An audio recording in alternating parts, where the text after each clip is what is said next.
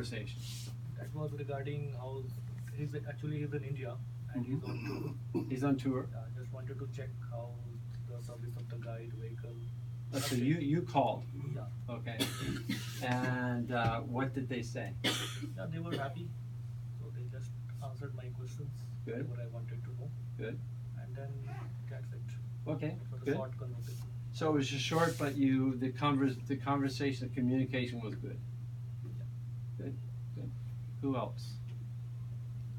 I need to see the hands. Oh. Okay. Who spoke to Americans? Okay. Praveen. My recent one was with an exceptional, absent-minded American client. Okay. Absent-minded American client. Absolutely absent-minded. Yeah. She actually started the conversation with, "Did I have the same driver in Bombay?" I said, "Yes, for 6 days you had the same driver." "You know, I was going to tip him, but it's lying in an envelope, it's in my bag." I said, "Doesn't matter, you're going back to Bombay. I'll ensure that the same driver is there to receive you and you can give it to him." And it started like that, and I mean, she was really exceptional because she couldn't make up her mind what she wanted to do, and she insisted that the Uday Vilas in Udaipur is in the lake. Yes. I said, no, it's the Taj Lake Palace. No, I've been told it's over there. So I said, I'm actually quite sure, but maybe you should check it out. Right. So she was really an exceptional client. It wasn't that I was going to be dictating to her, but I could only give her suggestions. And then I said, have a look and give me your decision by this evening. But then she was really exceptional. Good. She wants to extend her night tomorrow, then she wants to reduce something somewhere. But most American clients, I mean, I find them quite easy to deal with, not difficult. Most of them are very gracious. And there's always a thank you. Good. But this one was really exceptional. Well, in like this client, I mean, in what you did, the fact that you called and just seeing how they are doing is always appreciated. Yeah. Always appreciated. And asking questions. Is there anything else? Because if you make that offer, the Americans, they don't necessarily expect that, but they very much appreciate that and will engage. Most Americans, in my experience, generally speaking, are curious. Not all. They do expect service. Yeah. They expect service. They may not understand about tipping, because in the United States, if you go to the United States, you tip two places: hair appointments. Let's see, hair appointments. Maybe baggage in hotels. And restaurants. Those are the places that most Americans tip. They're not used to being in a place where tipping is very much part of the culture, so they may not quite understand. So if you think something like that they may not understand, you can always say, do you understand tipping? That's a very good question to ask. If you think that they may not understand, you can always ask. Americans expect to be asked questions. It's not rude. It keeps engagement open. Okay? So you can always be curious about that. You can always ask questions. Because again, Americans have been raised from children always to engage in conversation. Okay? So what I talk about in the book too is that in the United States, we are not raised with a sense of hierarchy. That's if I was to say if there's any one big difference between India and the United States in our values, Americans are a very strong value is equality. Equality, because you remember, our country is very young compared to India, very young, but we are a very diverse country with many different people who have come from other places to be there. So, for example, my ancestors, my last name is Sanford. My last name is Sanford. That's an English name. So my 10 generations ago were English. My mother's side was French. So I am light-skinned, so a mixture of French and English, but it's a long time ago. But so all Americans, if you're light-skinned, you are immigrants. We are all immigrants. Okay, we came from somewhere else. So being immigrants, one of the values that, because it was such a mix, was that we're leaving that country behind. We're leaving Italy. We're leaving Ireland. We're leaving Germany. We're leaving Russia. We're coming here. We're starting new. So that value became a value of starting new, being very open to new people, asking questions, being very curious. That's the value. So they carry that. And so the Americans that you find here are going to be only of 25% of Americans. 27% of Americans have a passport. 27% only. So of those, then those are going to find themselves coming to India. And India, for many Americans, it's across the world. What is that place like? It's very poor. It's very dirty. They have many, many ideas of India. So the people that you meet that come here are people who want to explore a little bit. So even more explorers. So you can talk with them more so, because they have made that big leap to leave America halfway around the world and come. So they're curious. They've been told about India. So when I teach Americans about India, I say India is a very, very interesting place. It's a very fascinating place. The food is fantastic. People are so, so friendly. I tell Americans about Atiti Devo Bhava. I tell them that that is the mantra that I certainly feel and know about India. So that's what I find teaching them. So when I teach the Indians about Americans, then vice versa, then I say, well, Americans are very different. They are open, but Americans have certain expectations. So if an American says, well, we want to have a conversation 3:30 next Thursday. Americans mean 3:30 next Thursday, not 3:30-ish, not 3:40, but they want to be 3:30. So Americans usually are punctual, usually.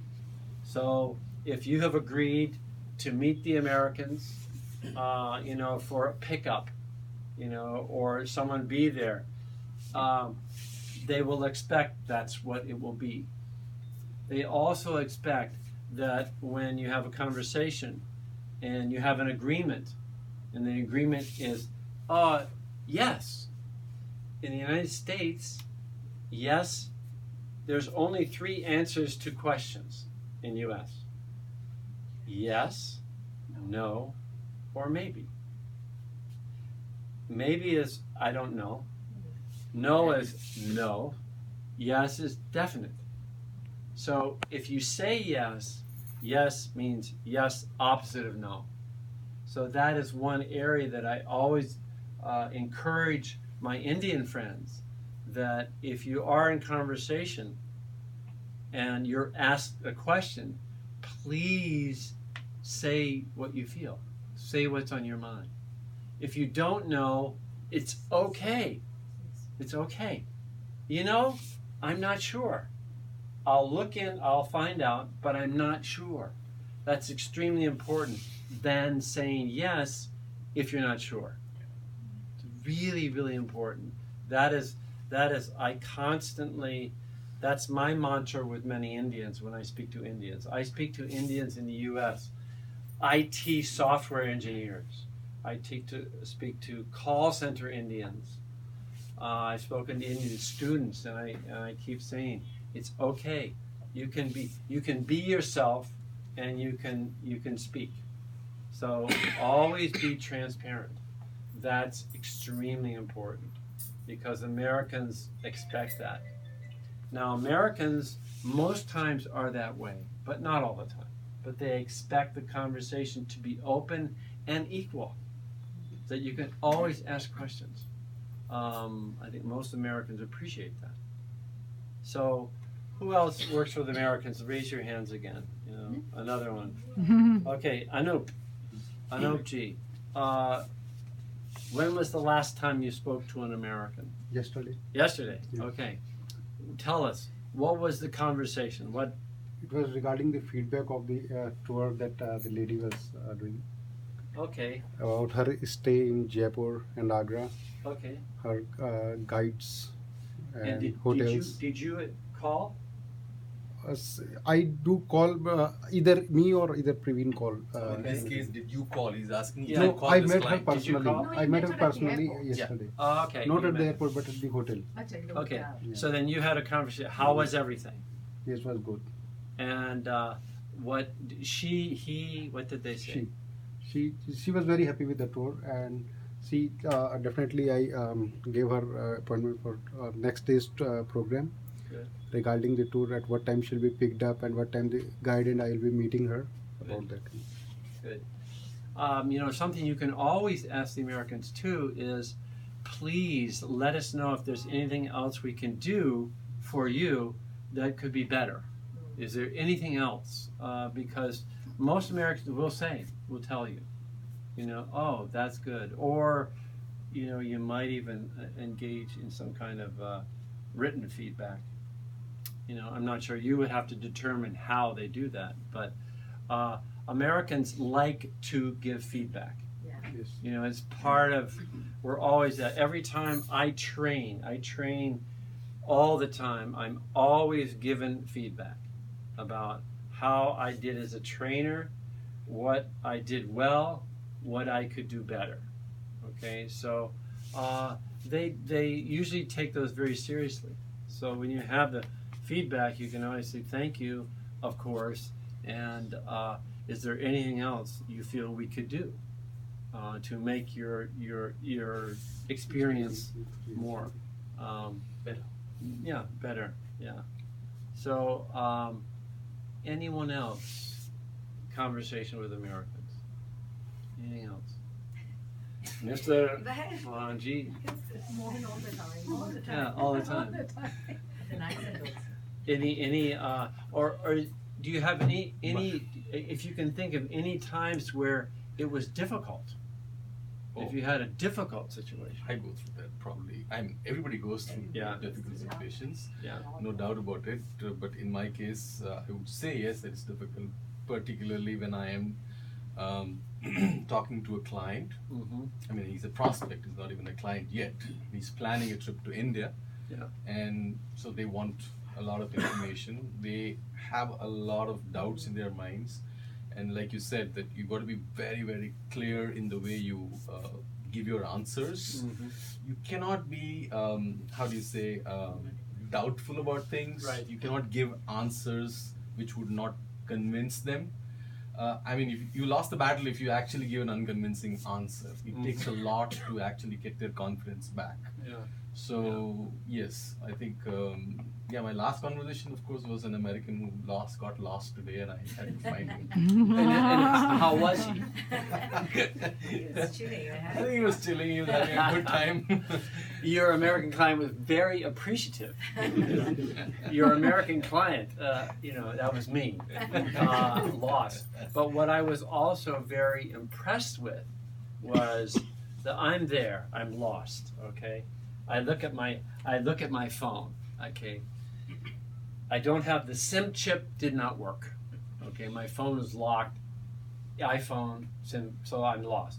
The only thing I could do is WhatsApp, but I need Wi-Fi. So I'm out on the street in his neighborhood. Okay, what am I going to do? I don't know his address. I don't have Wi-Fi.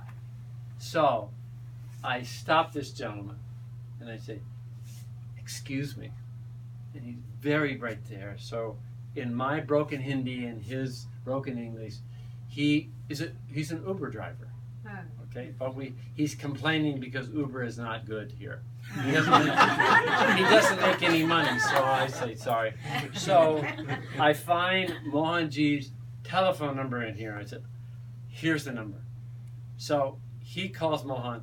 Mohan is busy. My savior is busy. So back to me. Then I say, oh right, I know Memsaab's telephone number, Peggy's number. So he calls her. She answers, puts it with the driver. The driver talks to my Uber driver. They're speaking together. They say, yes, here I am. Fine. So I'm standing there. 5 minutes. 10 minutes. 15. 20. 25. 30. I'm saying, oh, I remember I have Mohan's address in my phone. So I'm wondering, do I leave? Well, what about the driver coming to get me? They said they would come. Do I leave? No. Do I? Yes, no. So I stay. And then a man comes up on a motorcycle and says, David G, I've never seen him. How does he know me? So I thought you're getting kidnapped. Right. Who was that? So he was someone who worked in Shobha's office that Mohan connected with. So the network of Indians is truly amazing. That you're not only networked, but the generosity and the connections you make are so amazing.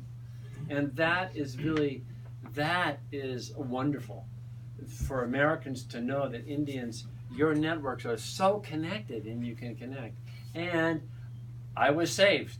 And Mohan saved the day after all. Why didn't you said something which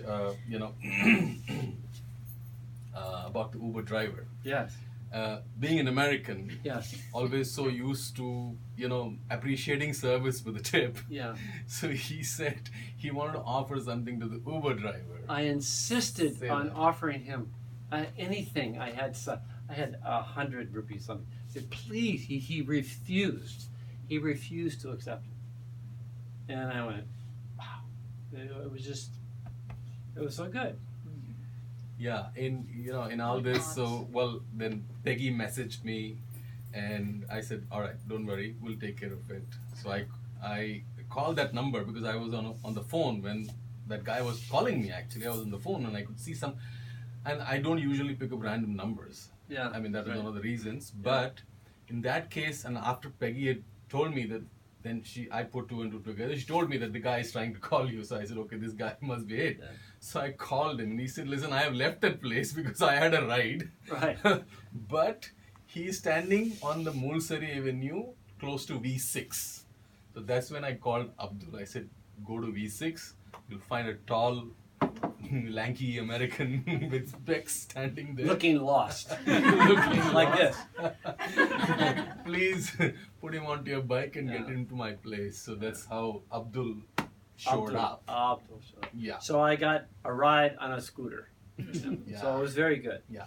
So, but again, it was just things happen that aren't expected, and some may be more freaked out than others. But again, I think as long as, and when you work with the Americans particularly, that's what I can speak to, if there's open communication, be curious and ask questions. That's the best way to communicate. Because they're very open, and you can ask all sorts of questions. I would not talk about politics. True. And Americans usually don't talk about religion, but feel free. They're always surprised when I say, "Oh, you can ask people their religion in India all the time." Muslim, Jain, Hindu. Everyone is quite used to talking about what they believe in. So again, the theme of this book actually is, when I say spilling the beans, it's basically telling the truth and unraveling and unwrapping the values of the Americans, so you have an idea of where they may be coming from. So my hope is that the message here can be useful. Next time, this is available at Oxford Books and Connaught Circus, Connaught Place, and also Amazon.com. This one happens to be Mohan's copy that I took here. I hope it's okay. But hopefully it could be useful, to you next time that you're working with Americans. Okay. So at this point, I need for you to ask me a question. Okay. So this is American style. Okay. So besides Mohan and Shobha and Praveen, I have no. question.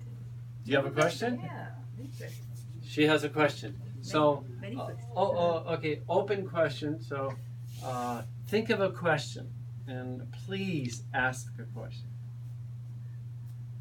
Shobha. Yeah. So,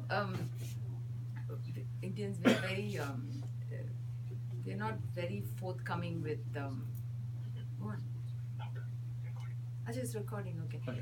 So- Louder. So we are not very forthcoming with information about ourselves. Yeah.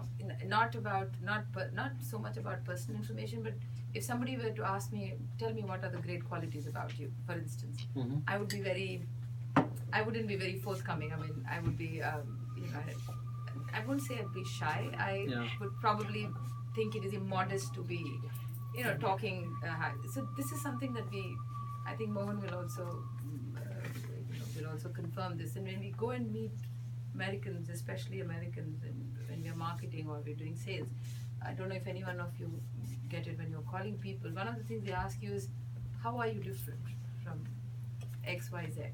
So in our typical Indian fashion, we are very, we kind of tone it down. I mean, though we know, I could say, I'm way better than, that person or something. That's what I'd like to say. But Right. because we are so modest, and it is in our blood to, to be talking too much about yourself is immodest. We kind of tone it down. So that's, how do you interpret, and we're constantly asked this, how do you think you're different than XYZ who comes and meets me all the time? Or how do you differentiate between that particular company and this company, and how different are you? Things like that.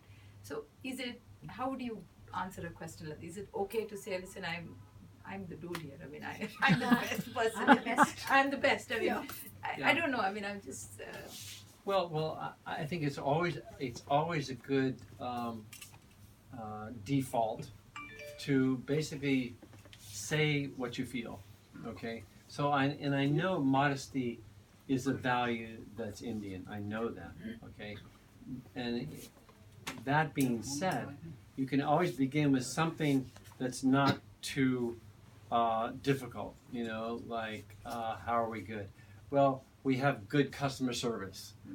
Something that's kind of neutral, that you can always speak about that and see how they respond, so that you can then have the conversation back and forth. But start it with something that you feel comfortable with. Whatever it might be.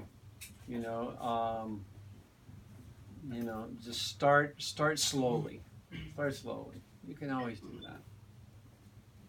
See, our education system in India was spearheaded by the English. Yes. Before that, the Vedic system was about rote learning. Yeah. We kind of repeated what our elders said. Exactly. Even when we were growing up, we were not supposed to ask parents questions. Yeah. You were like the black sheep. I asked a lot of questions, and my Yeah. father was very irritated with me. I can see that. I understand that. Yes. So, but our education system did Yeah. not propagate critical thinking. Yeah. We don't have that in our system, Yeah. and it's the IB culture that's coming up now. And our children, when they're doing these new, so you will find this in offices. You will find colleagues, and we are not used to critical. So questions, Yeah. asking questions. Yeah. Is not something that it comes very easily to us. So Yeah. in fact, when people start asking questions as a leader, as somebody in the office, in fact, it irritates me when people ask me questions, and which I'm very cognizant about. If they ask me questions 3-4 times, I'm like, why are you asking so many questions? Right. I mean, so it irritates me, but that's Yeah. what it is, you know. Well, I just invite you that if it's an American, I can't speak to the Brits or the Italians or the Greeks, but at least Americans, you can experiment, just experiment asking questions. Just try it one question at a time, because you will get usually a response. So just try little steps. I think that's probably a good way to begin. So, well, who else? I need another question. Thank you. Yes. Yes. And what is your name? My name is Prerona. Verona. Yeah. Okay. My question is about, a little continuation of what you asked is when people ask us how we are different, what is the good we do, how we differentiate ourselves from the rest of the industry and the competition. They're asking about travel scope. Yeah, about travel scope. And when we go on to give those responses, we know in our heart that we are different. Yeah. We do things differently. People who come to us stay with us. Examples, you both. The problem I face is I don't really know where is the balance. I always think, am I exaggerating a little too much? Am I trying to oversell? Yeah. And is that the right thing? Will that be perceived in the right way? And if I'm not doing that, then I think, is it too undertoned? So how do you think, striking a balance? It's a great question, and I think for the company, it's probably a good one just to throw out and start practicing. How are we, if it's travel scope, how are we different? What differentiates us? Why would someone choose us over competition? And as a customer, as a client of yours, your customer service is absolutely unparalleled. You say what you're going to do, and your customer service is really good. I know that. I've experienced that. So I would say, as a company, you should really think about that and really ask the question. And you could practice. You can actually have a practice session. Shobha and I were talking about that last night. It's kind of a training model where you actually get up and you have a session where you could stand up next. And your name is Ayushi. You could stand up and you could sit down and ask each other the question. Now you work for TravelScope. What differentiates you? What would you say about yourselves that's unique? And you actually practice that with each other. You actually practice saying it, hearing yourself say it.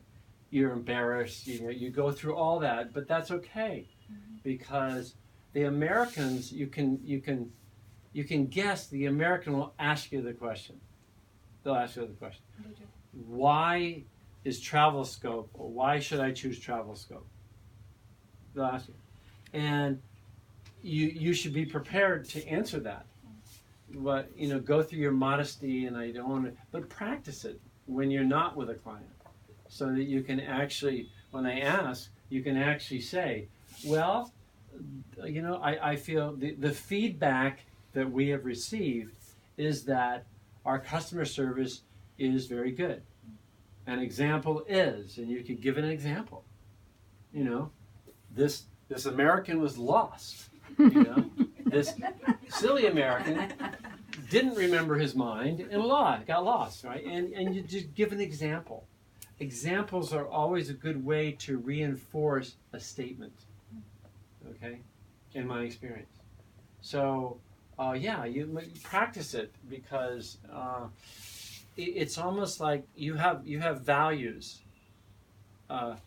TravelScope has a group of values that reinforces the mission. The mission of TravelScope is to deliver superior service to your clients. Okay. If that's true, then how do you practice that? What is the different ways you practice that? Okay. So I would say practice it. I have a comment. Comment. May Comment. I?